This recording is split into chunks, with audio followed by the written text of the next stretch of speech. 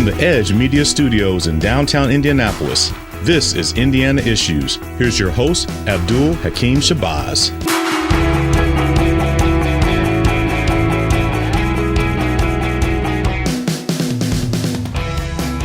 Hello, and welcome to Indiana Issues, the public affairs program. We go beyond the headlines and soundbites to find what's really going on in state government and local governments that affects the life of Hoosiers. I'm your host, Abdul-Hakim Shabazz, the editor and publisher of IndyPolitics.org. Today, we talk about the state-to-state address, the legislative agendas, and all other things going on at the Indiana General Assembly. And join us as our panel of political pundits and talking heads, Republican Jim Meritt, Libertarian Mark Rutherford, and Democrat Terri Austin. So, Mark, Jim, Terri, always good to have you. And by the way, Happy belated New Year. Happy belated New Year. Same to you. Even though it's the end of January, we tape this, so I think we can still get in Happy New Year. Of course, yes. And all of the fun stuff. Well, this week we had the governor. He did a state-to-state address. Mike Braun sworn in. Micah Beckwith, Lieutenant Governor. Todd, Rokita, Attorney General. We'll get to Rokita in just a bit.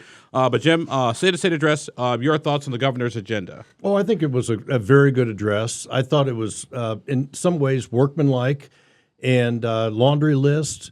I think bringing people in that have had significant problems with property taxes and kind of put a stamp on the idea that we needed reform in property taxes. I thought that was a good idea. I wish he would have talked about energy. I wish he would have talked about 988 and mental health issues. But you can only fit so much into a speech. But bottom line was it was a very good speech. Terri, as our resident Democrat and the loyal opposition, your thoughts on the governor's address? Well, as I mentioned earlier, every governor has their own style of delivery.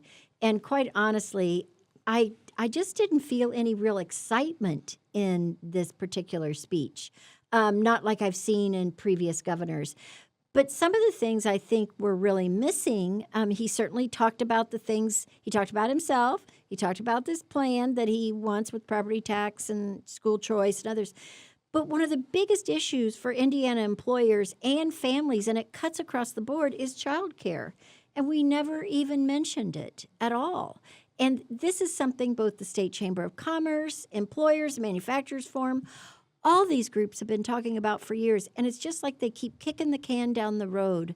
And it's hurting Indiana from an economic standpoint in terms of productivity. Mark, your thoughts on the governor's state-to-state address from a libertarian perspective? From a libertarian perspective, it's the same as all of them, all the state of the state addresses. It's a laundry list of things they want to do. Some will happen, some won't. It covered most of his campaign promises. So from that standpoint, and for his base, I think it was a good speech. For people who aren't in his base, there are a lot of things missing, and they've been addressed. Did it excite anybody new? I don't think it did. I think it just kind of kept his base happy.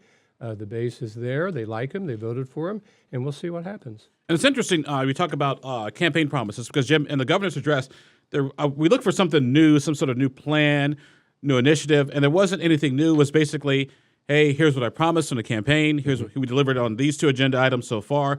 Why not do something new, something different? Or is it a point where we've done everything new and different? Well, I think he was speaking to his base, as Mark said, and I don't think a lot of times these state of the state addresses are really just to repeat what they had campaigned for. Now, next year, when there hasn't been a campaign, maybe there will be something new that didn't go on this session that he wants in the 26th session, 2026. And so it didn't surprise me that there wasn't anything new. The governor is workmanlike. He pledged during the campaign to have efficiency in state government, and things are kind of black and white. In his view, and that's kind of what the speech was. Terri, your thoughts on, like I said, nothing new, nothing different. He was talking to the base. I remember when Mitch Daniels did his first state-to-state address almost 20 years ago to the day. He talked about a penny increase in the state sales tax to help. I can't remember to help get rid of the debt. And people criticize the governor. It's like, no, Mitch knew darn well what he was doing. He was throwing out sort of the worst option. So lawmakers like, hey, we'll do this instead. So I'm trying to remember, was it sales tax or income tax? It was sales tax. It was a penny increase in the sales tax because the headline at the start of the next day was Governor asked for a 7% increase in sales tax. I thought Brian Bosma, who was the speaker at the time, was going to have a heart attack, quite honestly. I mean, that was like, that is dead in the water, and we're not going to talk about a tax increase right out of the gate. But that was the thing about Mitch. He was never afraid to throw out the big ideas. And I feel like there's been a vacuum. I mean, there were things I disagreed with him about, but there were things I agreed with him on. There's been a vacuum. I've said I never thought I'd long for the day that I wish we had Mitch Daniels back so we could have some big ideas. Terri, do you remember when Evan Bayh put out the tax on hospitals? No. And that was a state of the state as well. And the place, it didn't blow up, but it was a tinderbox in that night. And the hospital association and everybody included in that were going crazy that night. Wow. Like I said, I think about state addresses is it's really not for the general public because the general public could care less. It's for people like us, the lobbyists. It's for the political stuff. The 150 in the room and the 1,000 people probably statewide who are actually watching the thing actually live. But that's just me thinking out loud. It's true. You're watching Indiana Issues, the weekly public affairs program. The radio's a weekly public affairs program. This is our monthly public affairs program. I got all these Indiana Issues things popping up here. Our guests in the program today, Republican Jim Meritt, Libertarian Mark Rutherford, Democrat Terri Austin. Let's talk about sort of legislative agendas. The governor put out his legislative agenda, talked about property tax caps, talked about economic development, workforce development, the whole 9 yards. Mark, let's start with you. Was there anything in the governor's agenda that really stood out to you? No, it was unexpected. I expected all that stuff. I expected him to hit that. I expected him to hit property tax, which I think is a good idea for him to do so. Property tax has always been a big issue here in Indiana, and it wasn't, in my mind, all that long ago when you had people going out there and protesting about it and about different types of people. So, no, I saw nothing that surprised me about it, and I see the legislature and the legislative leaders kind of doing the same things he talked about. There are differences out there, of course, always are. But I didn't see anything. Terri, anything in the governor's agenda that struck you as really good or really seriously? I think one of the things that's going to be interesting to watch from a legislative standpoint, because there's only so much energy and time during a legislative session, is you've got Jake Tushka's bill, which I think is 1136 or 1036, where he wants to take... I didn't recognize him when I was there. Well, it's the bill that wants to take school corporations and turn them into charter schools fewer than 50%. And it cuts across the board, not just IPS, but Gary, some small schools and others, and totally eliminates local control, totally eliminates and elected school boards. And then how that is going to mesh up with the school choice issue, because that's going to take a lot of energy and actually fine-tuning if they're going to make it happen to avoid some of the huge problems that have surfaced in other states. So I'm not sure both of those could make it to the finish line. Jim? I think the governor's speech and the agendas for the legislative leaders really always, and they do mention it, always focus on the budget. And we have talked about the problems of SSSA and the situations when you have an eighth year of a two-term governor, that you're on your second and third secretary, cabinet, and the people in the bureaucracy are relatively, they've moved up. And so there are problems in state government that need to be solved and they haven't been talked about.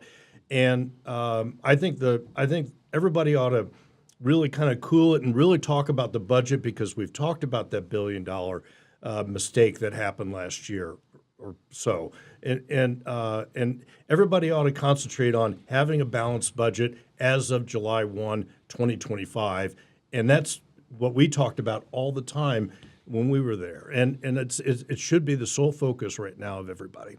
One of the things the governor talked about was sort of asking state agencies to hold back sort of 5% of their respective budgets. We mean the reversions? Reversions, yeah, 5% reversions to give back. Reversions are not a new thing. All governors have done this at some point in time. Mark, why do you think Mike Braun's reversion request is getting a little bit more attention than, say, previous reversion requests? Well, because people probably think he means it. And he tends to say things and he tries to do it. It's not always successful. It's also his business background of getting things done and doing things. And reversions raise all types of issues, and it's very interesting what budgets are affected, what aren't. All the governor's executive departments are, of course. And the question is it a good idea? Is it going to cause things to happen that shouldn't happen? Quite frankly, if you look at it from a budget standpoint, I can look at certain agencies and say they need a 10 or 15% cut. I can look at other agencies and say the cut doesn't need to be that big, or it should be slowly or over a longer period of time, because as you know, as a libertarian, I strongly believe our government's just too large in Indiana and could be cut back. Daniels did cut it back in many regards, and we appreciated that. So the reversions, I think, just is a bad idea, but it sounds good.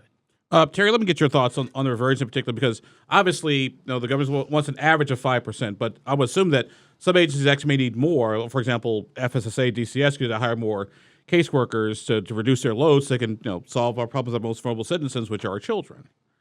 Well, have you ever actually read the reversions once they come out at the end of the budget year? It's the one thing I look forward to usually about the first week of July. I try to get a hold of those. Explain to everybody what a reversion actually is. So a reversion is, you go through the budget making process in the legislature and you get anticipatory revenue levels. Usually the final one comes out in about April, early April, mid-April, which is why nobody really wants to commit to whether you're going to get funded to this or that until they get really that final forecast. The final forecast.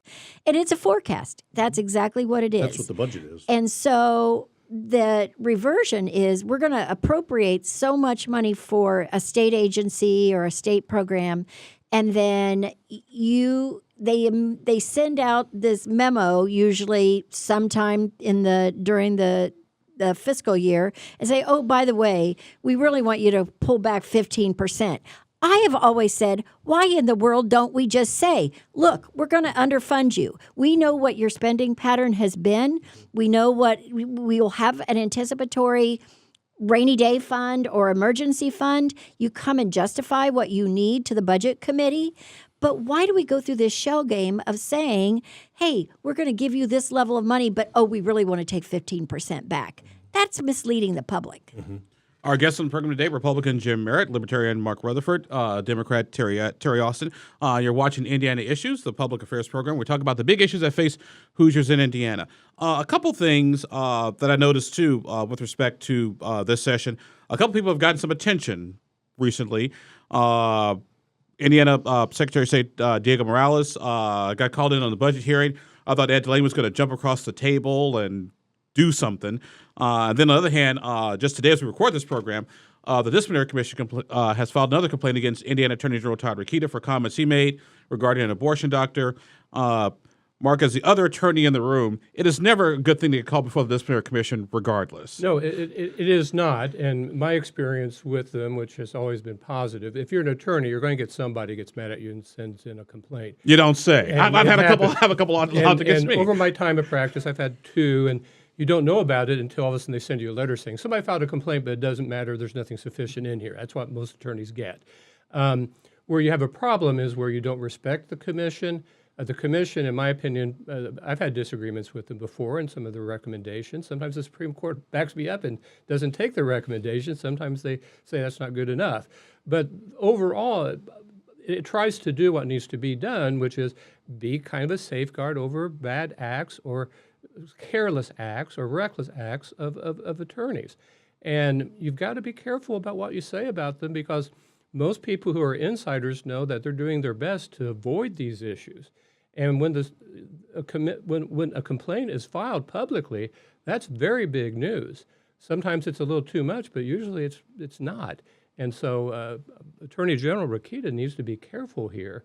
I'm just very wondering why he keeps speaking up about it, and why doesn't he just move on to the stuff he wants to do and just say, well, the commission's made its decision, and that's what they're supposed to do, and I'm sorry about it, but I'm moving on. I mean, that's different than saying it's wrong. So, Terri, can Todd just not help himself, or what's going on here, do you think? Well, this isn't his first rodeo in front of the Disciplinary Commission. I mean, he's building up quite a legacy of comments that are deemed inappropriate or against the attorney's code of conduct. And, at some point, there will be serious repercussions for him. It may not be an election at this point, but you can only thumb your nose at the disciplinary commission and your profession so many times before it really does catch up with you, in my view, in my experience. Jim, it was interesting. Once this was last year when Chief Justice did sort of her media availability for the state of the judiciary, and the question kind of came about Todd Rokita, and the Supreme Court Justice said, no, I can't talk about that. It's pending litigation. But you can tell by the look in her eyes, just sort of that nonverbal, she did everything in her power to contain herself. Yeah, her body language that time, as well as when Attorney General, he was Secretary of State, Attorney General Rokita was sworn in. Her body language that day was not real agreeable with that day, and when he came to the podium to be sworn in, and so I worked really closely with Attorney General Zeller. He was worried about human trafficking. He was worried about consumer protection. He was worried about defending the legislature, defending the governor, defending what we passed into law. And to me, he was the picture-perfect attorney general. And so I know Attorney General Rokita's got a briar patch in front of him. And I have this vision of what an attorney general actually should do and be effective. And I just wish Todd the best, but he's got a rough couple months in front of him. Well, let's walk across the hall from the Attorney General's office to the Secretary of State's office. Yes. Diego Morales, who has a ton of issues already out there that we could fill a phone book on. But also, Terry, Diego Morales went before the budget with Ed Delaney, state representative, and Ed Delaney asked Diego Morales, plain and simply, did you hire your brother-in-law? Does your brother-in-law work for you? We all know that his brother-in-law did and created a division, but for some reason, Diego would just not answer the question. I watched it. Yeah, he would not answer the question, and I mean that is one thing I've seen too many times legislators get heavy-handed in committee hearings. However, that was not the intent of Representative Delaney, and he himself is an attorney and knows, protocol and the law and the demeanor that you take. But to just refuse to answer, and my question is this, and it's to the higher-ups within the Republican Party. Who's going to be tapped to have the conversation to say you can either resign because that's where it's starting to head, or you're going to find yourself in an inspector general's investigation? I mean, everybody seems to be sort of dancing around Diego Morales, and he's doing everything he can to continue to build up his persona, his brand, his billboards, yes. billboards. Yes, it's amazing to me.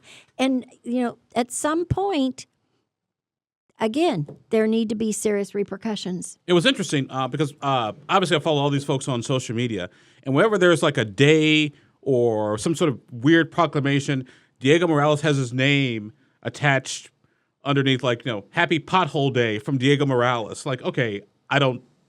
The Cardinal. Yeah, the Cardinal, exactly. So maybe they need to sort of revamp what was called the Rokita rule, that if you're going to advertise, not only can you not use your image, but you can't use your name.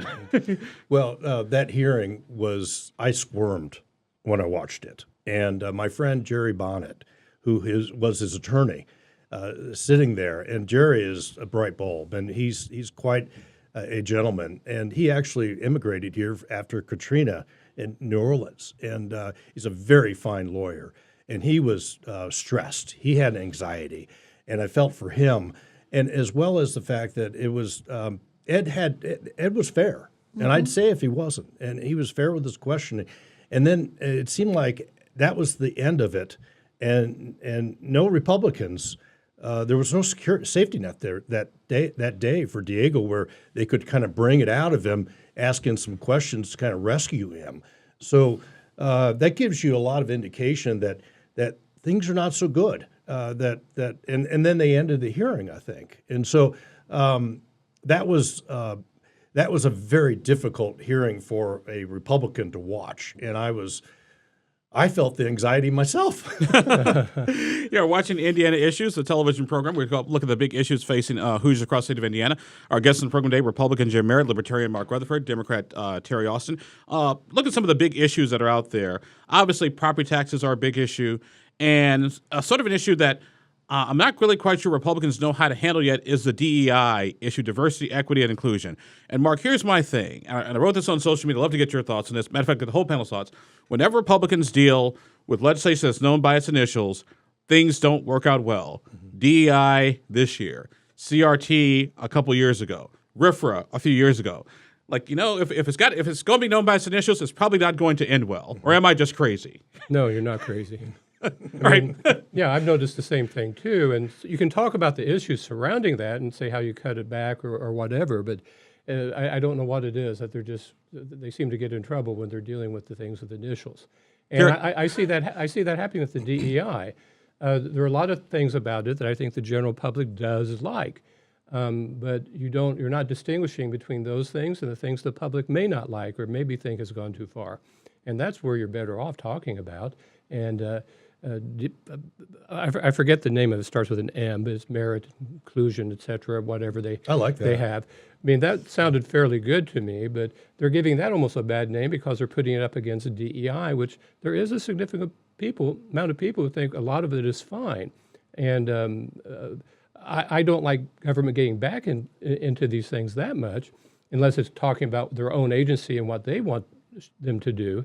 But there's a lot of people who apply that in their life right now, and they're fine with it. So it could be, I think it's a lot of danger for the Republicans, and that they're very much in danger of misplaying it and having this come back at them. So, Terri, does DEI basically go and meet the fate of CRT and RFRA? Well, let me just talk a little bit about some examples I know that were included under a DEI and why a wholesale rejection or elimination is such a dangerous thing. I had a friend who actually was in charge of a program that would fall under a DEI initiative. Her job was to work with autistic adults and young people to help find them meaningful employment in the public sector, not in the government. I'm talking about in the community. Sure. Kroger has done that. There were so many organizations. People tend to want to narrowly define what programs like DEI are. And unfortunately, they tend to look at it through a race lens and LGBTQ initiatives. And it's so much broader than that. But nobody's stopping to think about it.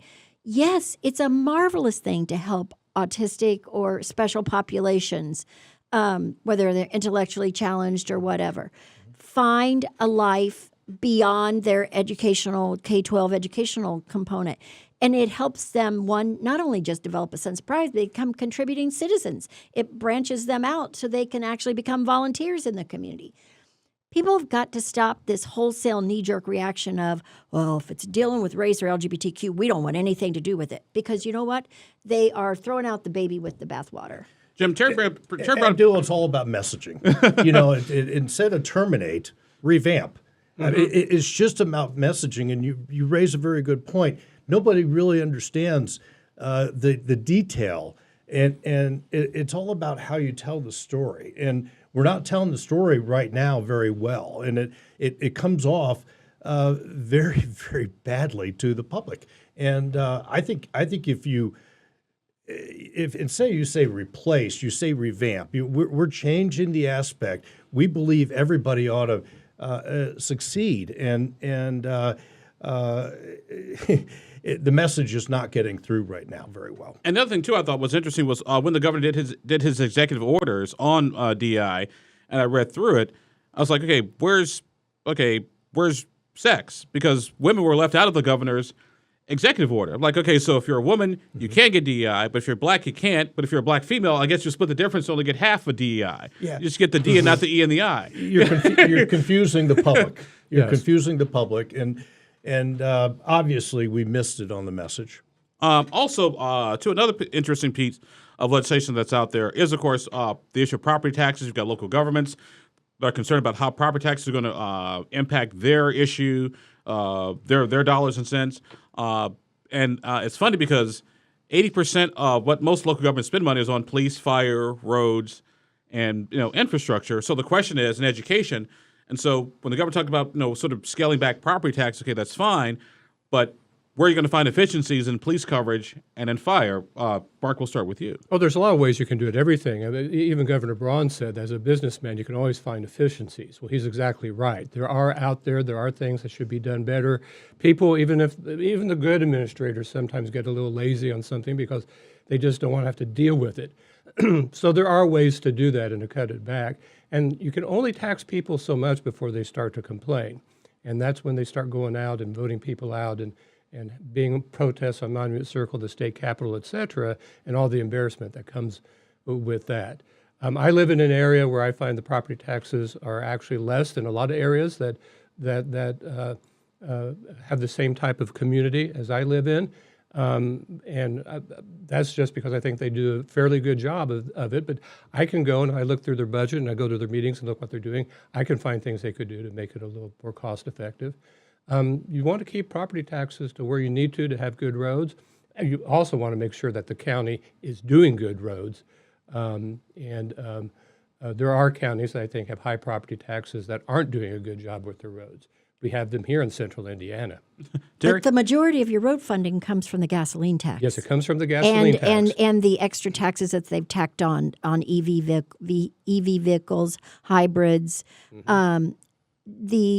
And when we passed in 2017 the major road funding bill, this was after major moves and everything. This was the major road funding bill carried by Representative Ed Soliday. It was supposed to give us enough funding for roads for the next 2 decades. Not even close. So my question is, where is the money gone? And because has the price that we're paying to vendors gone up? I guarantee you it has. Secondly, we've never really done an audit of the number of people employed at NDOT, and I'm not talking about the work crews on the roads, but the people sitting behind a desk there. I mean, it's a huge, huge department. This other issue is that, so they're talking about property tax reform and lowering property taxes, but at the same time, they're going to raise your taxes for roads through the gasoline and an add-on fee to delivery of food and grocery items. And I'm thinking that penalizes the young mom or old mom who is at home and realizes, oh my gosh, I need some more formula, I need some diapers. I'm going to have to pay now extra money to have those things delivered because I can't take my baby out late at night. Jim?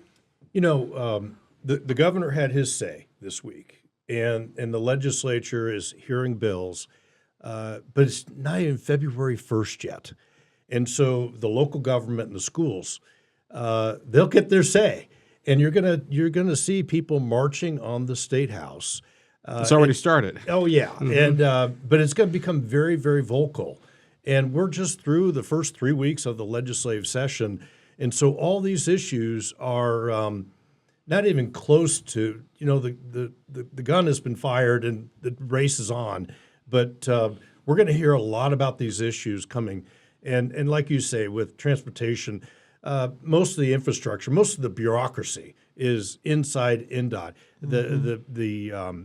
The private vendors who are out on the roads on 465, that's not an issue. But that's why I think last summer that I finally started listening to Braun and talking about efficiency in government. And he has pledged to go through each government entity and comb out what he believes is waste. And so it's new. We've got a lot of time to go before April, and things are going to be a lot different next time we talk. Coming up, wrap up the program here. So I want to get quick predictions from all of you. What do you see happening out there? What are you paying attention to? Terri, we'll start with you. I'll tell you what I'm waiting for, and it gets to everything that we've talked about this morning, is I want to see what Lisa Hirschman, who I have a lot of respect for, is able to do in her position at OMB? Office of Management and Budget. Because she really built an incredible track record doing this very thing at the Pentagon. And actually did an incredible job. I trust that she will be able to find some of the wasteful spending, wasteful programs that aren't producing the results that they were ever designed to do. And I'm looking forward to her first report. Mm-hmm. Susie Jaworowski is the Secretary of Energy. She will push nuclear power, and this time next year, we will be a lot farther along. Second, Mike Kreider, state senator, will get permanent funding for 988, the suicide hotline, and we will have a very rosy financial picture come July 1st. The fiscal impact, the forecast that comes out in April will make people smile. Mark? Well, I tend to agree with Jim there that I think the fiscal impact will be a lot better and come off to surprise people as of July 1st of 2025. But right now, when it comes to the Indiana State Legislature, it's all up in the air. Nothing's been decided. I haven't decided who the winners will be. I've got ideas who might be, but I have a feeling I'm going to predict a lot wrong right now. Oh, come on, do it. Well, here's my prediction. This whole talk about several Illinois counties joining Indiana, that ain't going to happen. I'll tell you that It's right a now. stunt. Trust me, I used to live there. You don't want them. We should not waste a single penny of taxpayer money on that initiative. Not a single penny. And that'll do it for our program today. Our guests in the program have been Republican Jim Meritt, Libertarian Mark Rutherford, Democrat Terri Austin. Special thanks to all you folks for being here. Special thanks to our friends at Edge Media Studios here in downtown Indianapolis. You've been watching Indiana Issues. We'll talk to you next time.